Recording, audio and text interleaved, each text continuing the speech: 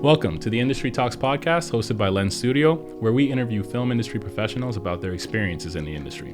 We'll be your host today. I'm Jelan Maxwell. I'm a DOP here in Ottawa, Canada. And I'm Fitch Jean, a filmmaker and director. Make sure to subscribe to keep up to date and follow us on Instagram at NDTalksPod and at Lenz Studio HQ. Joining us today is First AD, Abbey Chapman. Welcome to the show. Hello. How are you doing today? Good. How are you guys? Great. Excellent.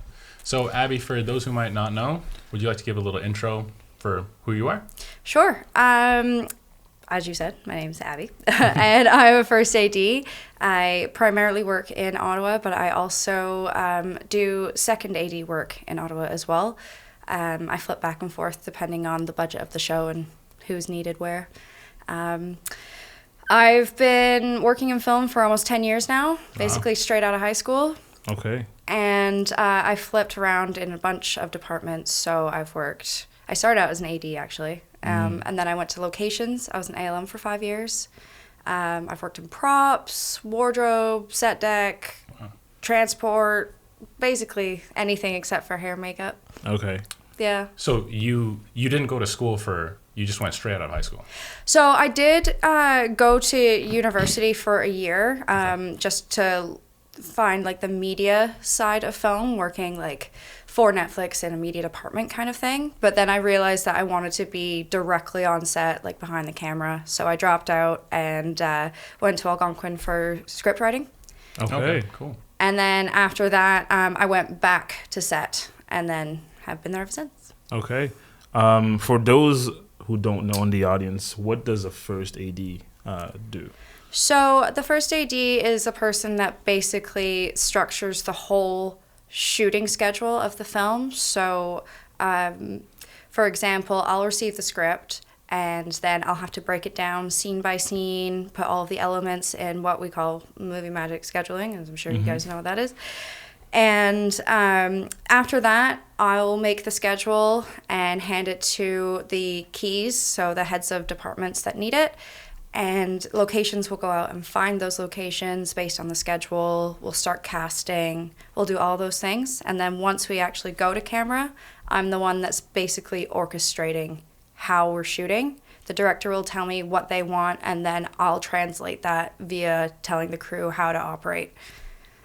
So that's a pretty big job. It's so funny, like all these jobs, like it's just like assistant camera as well. And it's like, you have assistant in your name, but I feel like it's like you're almost leading. Yeah. It's kind of a very weird paradigm that way. How early are you coming into the production typically? It depends on the kind of shoot. So if it's like a lower budget, then it would be about 3 weeks before we even go to camera. But there are shows where I have started as a second 5 weeks. Wow. Before we start shooting as a second. And that means the first started a week or two before me. Mm-hmm. Can you actually talk about a little bit of that difference, first and second? Yeah. So once the first is finished making the schedule and kind of put all the little pieces together, they hand it to the second AD, who then keeps track of everything. So they're making sure that we're hitting all the scenes that we need to. They are contacting the actors and letting them know their call times and helping them out at base camp, whether it be if someone needs something printed or kind of organizing everyone's life after the first AD's already done it, if that makes sense. Right. So the first AD organizes people's lives before we go, and then second AD organizes everyone's lives after you go to camera. Okay. And on set, what is the relationship between the first AD and the director? It's hard to explain.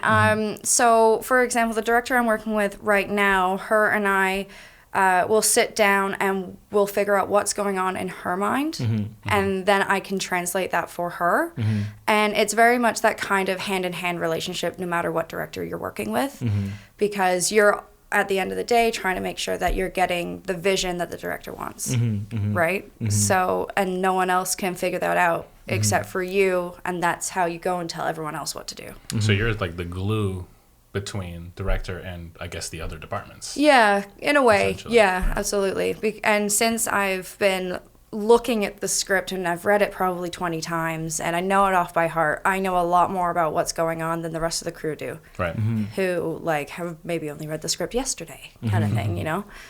So does the responsibility of making sure that everything happens on schedule on set fall onto you? Oh, yes. Yeah. And how complicated can that be when it comes to, you know, making sure that everything happens on time and then managing like people's, let's say, I don't know, they want to do one or two more shots and you're like, okay, well, we have to wrap this up. Yeah. Do you ever have any battles like that, I guess? Yeah.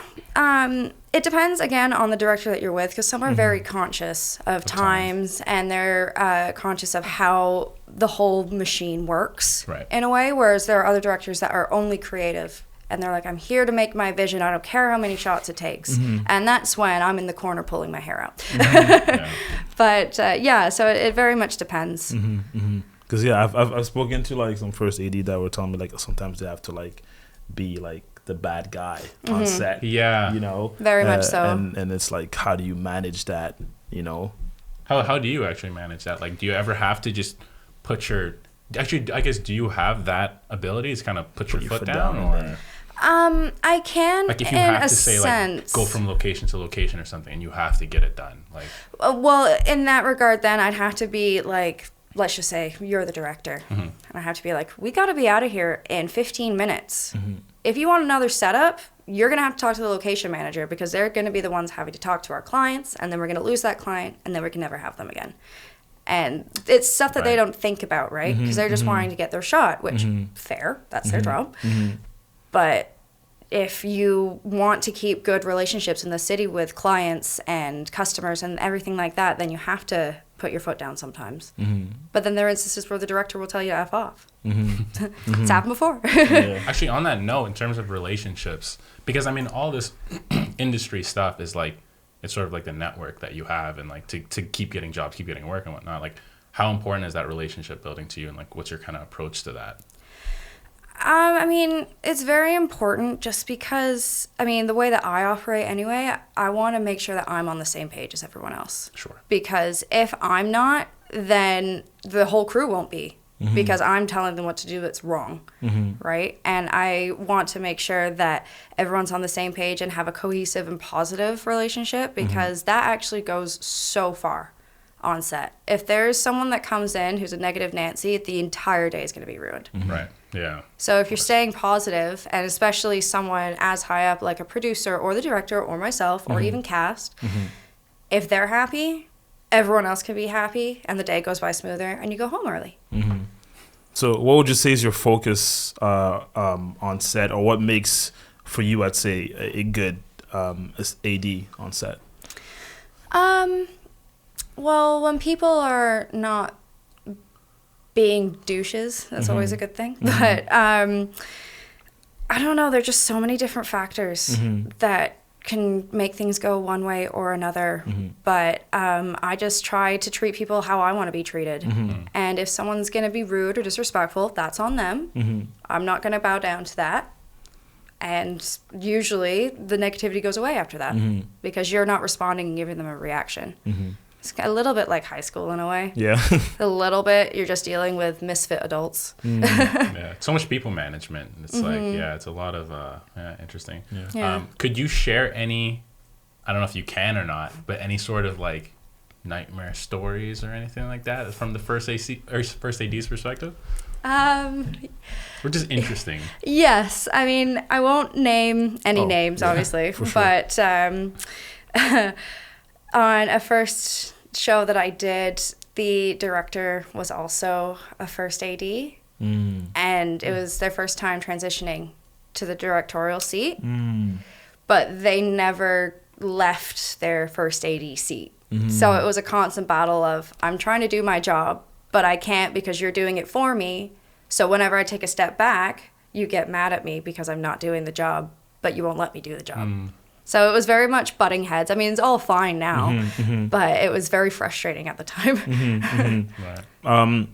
So you said that you did try a couple of different things before becoming a first AD. Was that always the path that you wanted to take, or did you just figure it out along the way?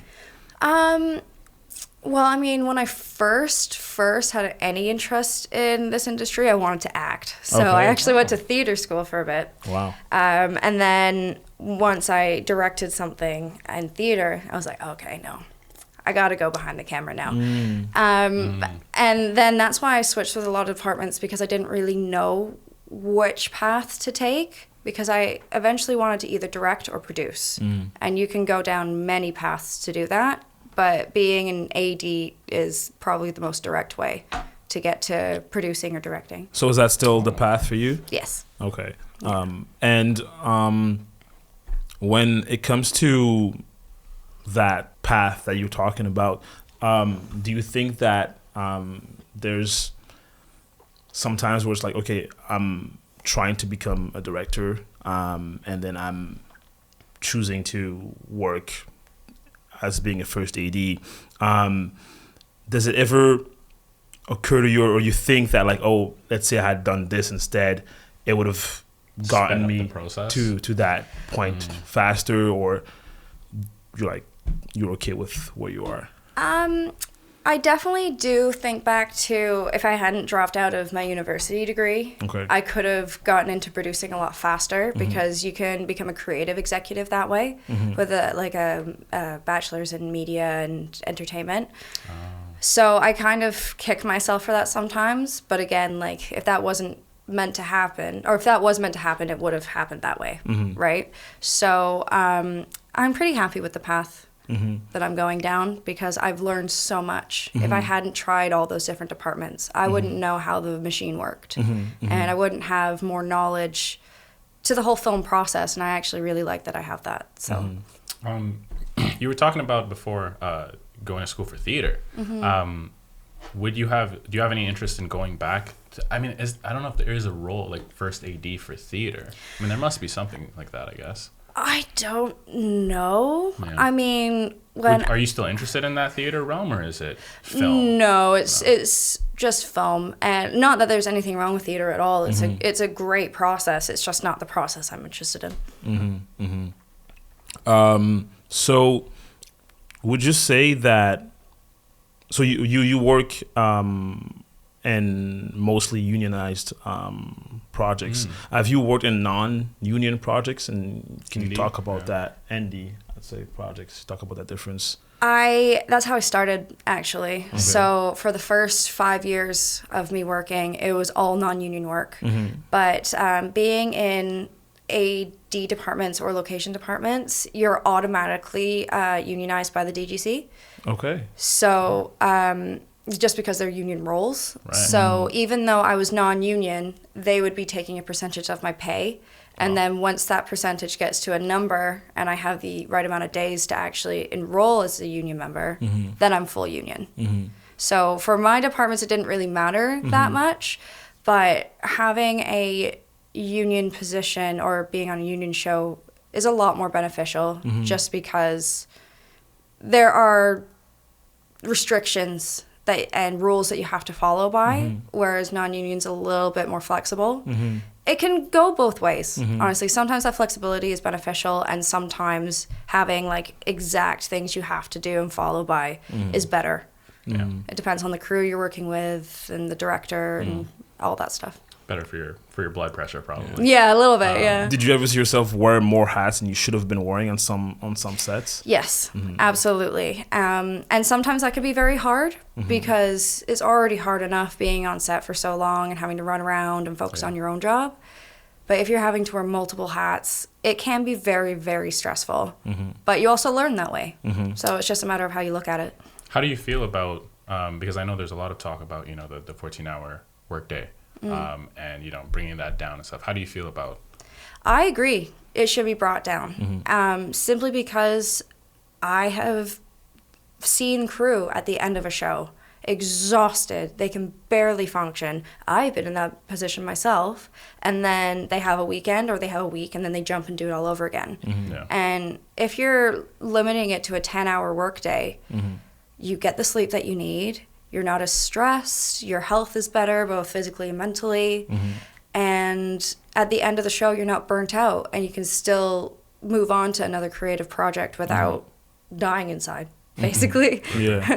How do you find it now, actually? This is something we haven't really talked about with too many people, but how do you find it now trying to balance, like, what you do with, like, social life and, like, being a person? I mean, when you're on a balance, I guess? when you're on a show, there isn't really balance because there isn't time. Like, if you value your sleep, then you don't really have time to do any of that. But because I've been doing this for so long, I've kind of found my own balance that way. Like, I'll make sure if I have anything I have to do, it's on a weekend where I know it can work. And if I have friends or family that I need to see, I'll try and make it work somehow. But they always know that I'm unavailable between, like, Monday and Friday. Wow. Yeah. Have you worked outside of Ottawa? I mean, I've worked outside of Ottawa physically, but, like, the company was from Ottawa. Okay. Do you ever see yourself, like, working in the film industry in Toronto or somewhere else? Yeah, I'd very much like to, just because it's a completely different operation there, right? Like, Ottawa functions so differently in a very family aspect, whereas Toronto is old Hollywood, kind of, right? So you don't really have those connections, but in a good way, if that makes sense. Actually, could you talk... what do you mean by family aspect in Ottawa? So we all know each other. We all work together all the time. And we're family. We see each other more than we see our own families, right? So it can be a lot easier to operate that way because you know people's strengths and weaknesses and you know how to put people in certain positions based on that. Whereas if you're walking onto a set in Toronto or any large set, there's 100 people there you don't know and we'll probably never see again. So it's a little harder in that regard, but again, in a good way. So you think that that's a challenge that you're willing to accept? And yeah, I think so. Cool. Yeah. So like you were saying, you're looking to eventually produce or direct. How much would you say, like, being a first AD has helped you learn from both the directing and producing positions? Oh, you learn so much from those positions because you're constantly talking to the producers, director, and anyone above the line about how the whole process is going to work even before it started. So you're thinking about budgets, you're thinking about like timing, you're thinking about weather, you're thinking about so many different things that come into play from an above the line perspective, where if you're a crew member that doesn't deal with those things, you're simply dealing with the here and the now, which is still very important, but it's not, you're not learning all of the behind the scenes things, if that makes sense. Yeah, no, it does. Very interesting. Yeah. Since you said you've been in the industry for about 10 years now, with that experience, like, how do you feel like sort of the industry has changed? Like, has it become sort of more inclusive for women in the industry? Like, could you talk about that a little bit? It definitely has. When I first started, and again, I was a kid, so like, you're always going to be a bit of an idiot when you're 19 starting on a film set. But at the time, women were not taken incredibly seriously, at least from what I saw. There have been so many times where older gentlemen have come up to me when I'm trying to give them something to do in the position I'm in, because it's my job, and they'll say, I don't take orders from a little girl like you. Why don't you go play with some makeup? Or just silly things like that, to the point where a lot of women that I work with dress down and make themselves look visibly like uncared for, I guess, so that they're taken more seriously, because the moment we put on a tiny bit of mascara, it's like, ooh, you're a girl on a film set, look at you. Oh, wow. And it's not like that anymore. Okay. At all. It's not at all. It's so much more inclusive in that it's not just men and women working in the industry anymore, right? Like, it's such a broader spectrum, and because of that, we've become a lot more accepting and focusing more on the skill set you have as opposed to the body you wear. Wow. So it's changed a lot, and I'm really thankful that it has. I know there's still a lot of issues in regards to that, but people are getting better and better with it, and I hope one day we won't even have to talk about these things because no one will remember it. Absolutely. Absolutely. Is there any advice that you could maybe give to young women trying to get into the industry? Because I think in every industry, like, that's sort of male sort of dominated, it's like a lot of women, like, they don't even like sort of have the confidence, like, you know what I mean? Like, they don't even want to try to get into the industry. Do you have any advice that you could give to, like, maybe, you know what I mean, help them out? Just keep going. Yeah. It doesn't matter what people tell you. I mean, at the beginning of my career, I had so many people tell me that I was not meant for film, that I should quit now, that I wasn't good enough. Okay, that's your opinion. I respect that, but I'm also going to prove you wrong. And that is the most satisfying thing you can do, especially as someone who has not been given all of the tools right out front to do the job. Just keep trying. Keep working towards your goals no matter what, and it may suck so many times, but it's meant to. Because if it doesn't suck, if it doesn't hurt, it's not worth it. And then once you get there, it'll be so satisfying to look back on all of that stuff that you went through. It's like, I beat all of it, and now I'm here. And that makes you a much stronger individual. That's awesome.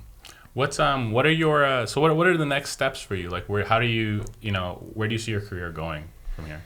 I'd very much like to get into production management. Production management, okay. Yeah, because it's very much like what the first AD is doing, except on the next level. You're organizing truck rentals, and you're working with the budget a lot more, and it's a lot more intimate of a job in terms of the relationship with film than it is with, like, shooting schedule and production-wise. Okay.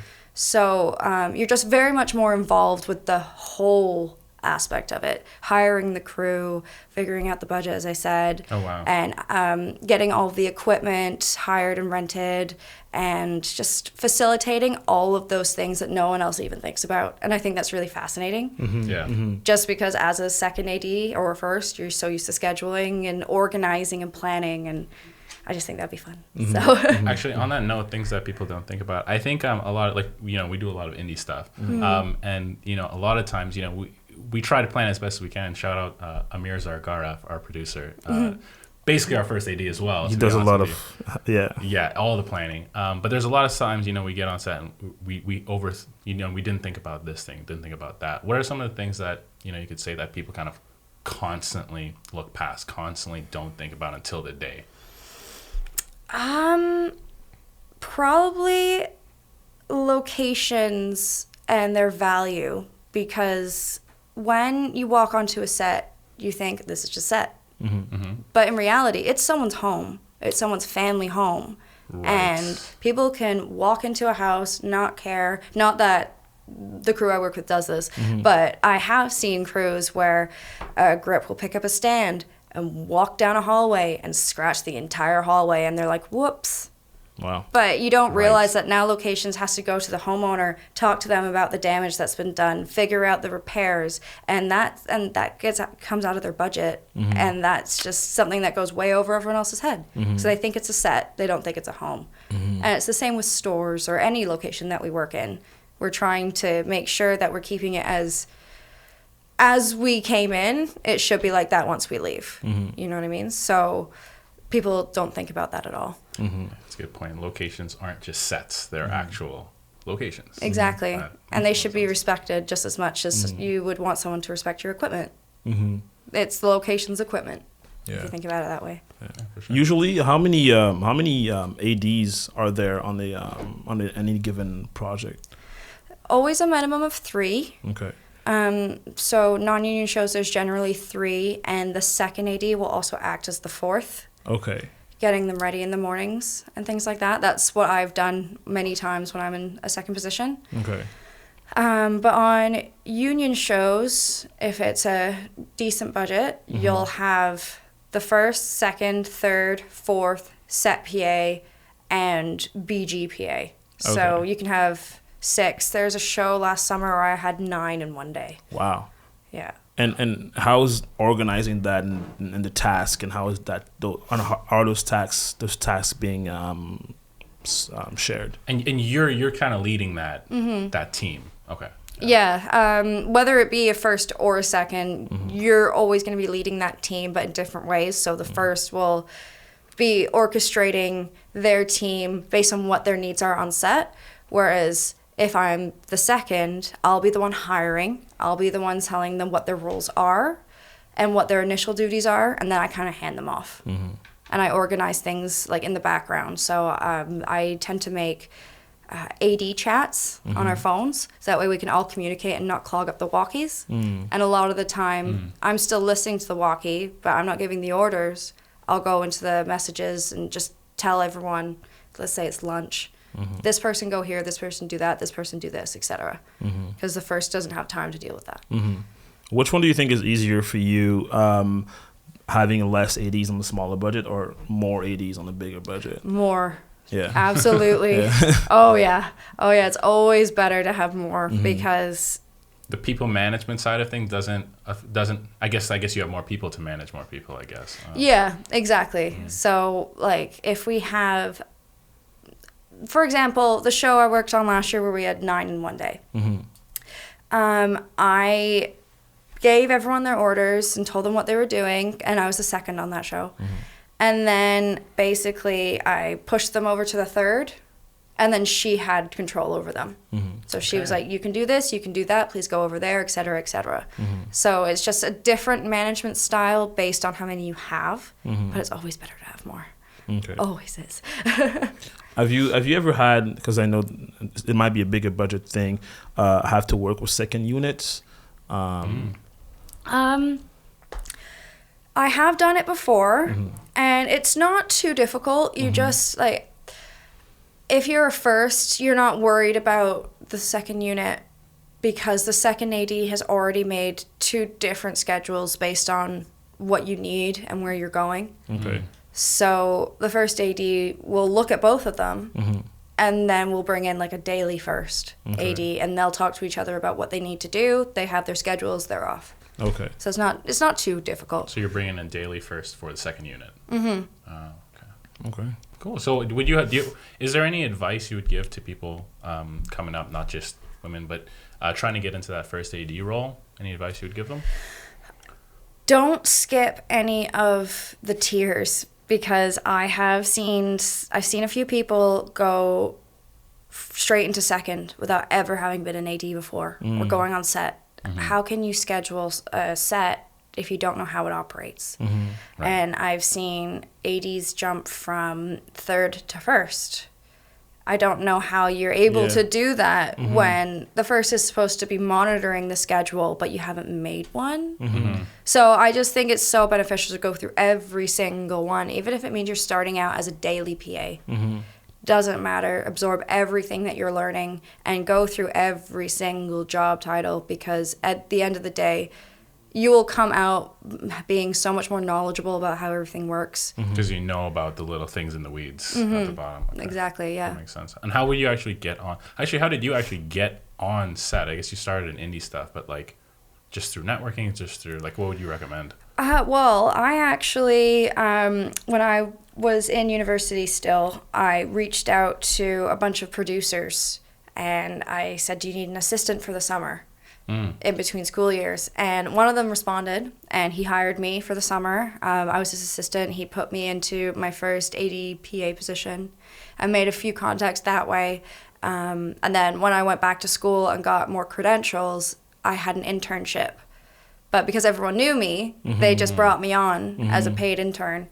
And I've just been doing that ever since. So it's just a matter of trying to talk to the right people and get your foot in the door any way you can. Even if it means you're starting out in a department that you don't want to work in, at least you're there. Yeah. As Jean said, experiencing the environment. Exactly. Have you ever thought of, or have you ever actually done first AD on a commercial project or thought of doing it? I did. Oh, I don't know what it was. I think it was like a campaign ad last year. And it's completely different. I mean, you're not dealing with as many people. It's a much smaller crew.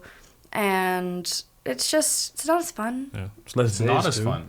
I would imagine it's less days, yeah. It's less days. And also it's like, if it's corporate, then it's... I don't know, it's hard to explain. Like, on a film, you can have a lot more fun with things, whereas in a commercial, it's very, like, this is what we're doing. There's brand guidelines. Right. It's not as... Weird. I kind of feel like commercials is, like, they're more creative, but, like, yeah, they're definitely not, because they have to adhere to the marketing team of a company and stuff. Like for me, like commercials are like, it's more chill, it's less days. Yeah. I mean, that aspect, yes. Nice. And that's nice. And it also pays more, which is also very nice. Yeah. But, I mean, it depends on what you're wanting out of the experience, right? Like, I have a friend who has been doing commercials and ads in Toronto for the past 6 months now because he just moved there. He loves it because he's always working on a new project every other day and he's meeting new people. That's great for him, but I would just like something more concrete. You know, if I know that I have a 6-week contract, then I don't have to worry about anything for 6 weeks. Actually, have you ever done television at all? I have. I worked for a French TV show. There's a French company in Ottawa. I worked for them a few times, several years ago, as like a locations manager and ALM and things like that. So not as an AD, but it's a very different ball game because they operate a lot differently than we do. How long was the show? Like not minutes, but duration of the production. Oh gosh, it was so long ago. I think I was working for 8 weeks. Okay, so it was relatively, because a lot of people talk about a difference in TV and film, and it's like TV could be on for like, 8 months, 2 years, or 11 years, depending on the show, and it's a lot more lax. Did you feel that it was like kind of less stressed in film, or? Yes, but I think it's because of the company I was working with. Okay. Because they did 10-hour days. And Wow. they That's knew nice. exactly what they wanted and they got it and they didn't waste any time. And that's a method that a lot of people do use, just not in Ottawa. It's more of a Montreal and Parisian kind of thing. Would you? Oh, I was just gonna ask, was that also on locations, or was that sets, or What do you mean? like, because I know like a lot of TV does Studio. they're in studio. Oh, right. No, it was all sets. I mean, until the big studio in Ottawa is built, which will probably be when I'm dead. It's all going to be location wise. Or, I mean, if we need a built set, we'll rent out a warehouse or something and build in there. would you ever want to do AD for like a show, like something that's on a sound stage that's they're doing it? I think that would be so cool. Yeah. So cool. Like, I like to watch the behind the scenes stuff for the Marvel movies, just seeing them on the sound stages and all their stunts and tricks and stuff. And I just think it's so cool because also it's contained. Yeah. Right. But there are just Move so the many walls and Exactly. But I think that would be really fun to do. Yeah. No, I agree. Awesome. Well, I think that's great. I think this has been really awesome having you. Anything else you wanted to? No, I'm good. This was a great episode, and yeah. Well, thanks for having me. Do you want to give yourself plug yourself for IG, Twitter, all those socials? I mean, I don't really use socials very much, but 14-hour workdays. You're not too busy. Yeah. exactly. But I'm Abster on every platform. ABBSTOR. Awesome. All Well, right. thank you so Short and much for sweet. joining us. Thank you. Tune in next time, guys, for another special guest. And that's it for the Industry Talks podcast. Make sure you follow us at Indie Talks Pod on IG and subscribe on YouTube.